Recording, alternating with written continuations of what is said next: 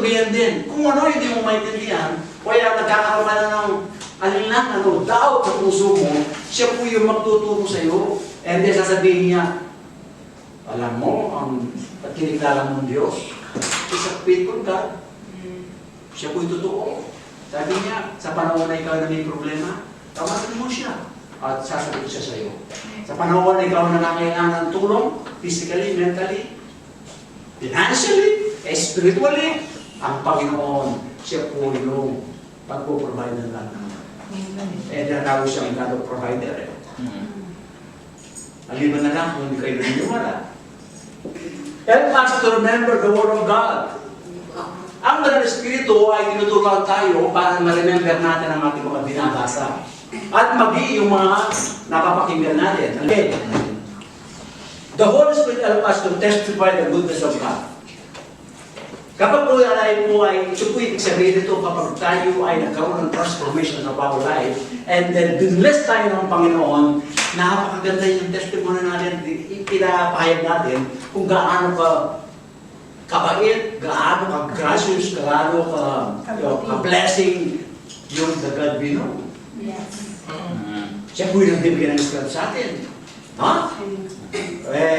Kahit na medyo minsan nagkakasakit tayo, pero ang Panginoon naman, siya naman yung nagpapalakas sa atin. Kapag malakas ang Espiritu mo, kahit na mahina yung katawan mo, kayang-kaya mo ba? No? Hindi ka... The Holy Spirit, matitestify natin, paano kabuti ang Diyos. Yan po yung, kapag nalalaman natin kabuti ang Diyos, doon mo makikita gaano kalalim ang ating pangunawa sa Diyos. Gaano kalalim ang ating relasyon sa Diyos. Kasi sinasabi ko yung goodness niya. When we exalted His holy name among the people, no? At po ninyo, dapat ibigan nyo yung ating Panginoon. Sa ibang mga tao, huwag kayo pumayan. Ito po ay pinapahayag natin ang pangalan ng ating magulang. Ipinapahayag natin ang pangalan ng ating Panginoon. Mga kapatid, hindi lang po yung dinless tayo ng Panginoon pagkatapos wala na tayong gagawin. Kailangan natin na yun. Para po ay dumami o lumawak ang karya ng Panginoon by means of sharing the goodness of God sa ibang mga tao.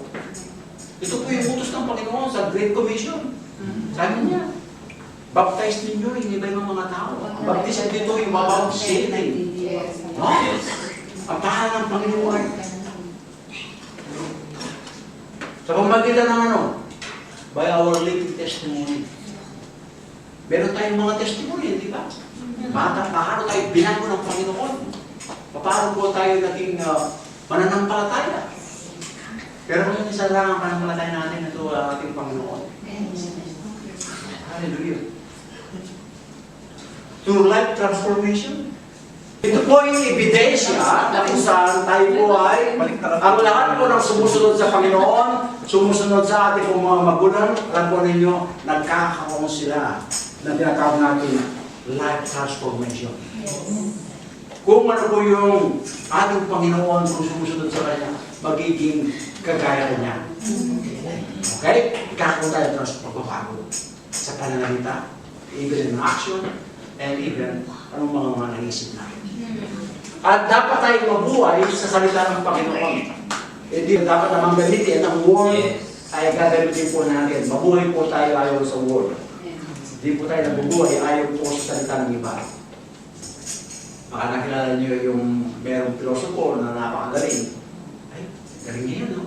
O, yung salita niya ay tinanggap mo.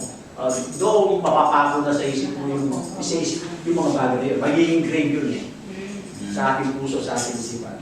Pero yung Word of God, actually yun kung the best natin sundin. Sapagkat ang lahat ito ay nanggaling sa Panginoon. Amen. Okay, letter C, letter D.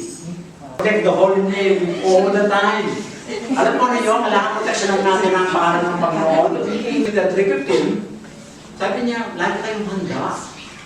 Ano mang panahon, anong oras, nasabihin ninyo yung pag-asa ninyo patungkol sa Panginoon. Hindi yung ikaw magbibig mo. Ang tagal niya magsasalita, hindi ka na magsasabi. Dapat sabihin mo ang totoo sa kanya. Who knows, baka yan ay babuksan ang kanyang isipan sa sinabi mo. Ito po yung ating pamuli nating mga salita ngayon. Okay? According to Titus 1:16, ito po ang kanyang sinasabi. They profess to know God, but their action, they deny Him. Marami pong mga tao, mga believers din, ang sasabi, they are believers. I know God, pero ang kanilang gawa ay inconsistent. Ibig sabihin, hindi ama sa sinasabi ko ng Biblia. Naintindihan po ninyo yun? Bisa kasi, sinasabi natin, God is love, pero wala ka lang pag-ibig sa mga iba. Namimili ka pa. Alam po ninyo, kapag sinabi niya yung love one another, love, wala kayong ano doon. Ibig sabihin, there's no exception. Okay? Yan po yan ay tinuro sa atin yun, tinuro ng Biblia. No? Alam po ninyo, ito po ay hindi katagkak sa Panginoon. Ito po ay pinabalik o via disobedience to the word of God.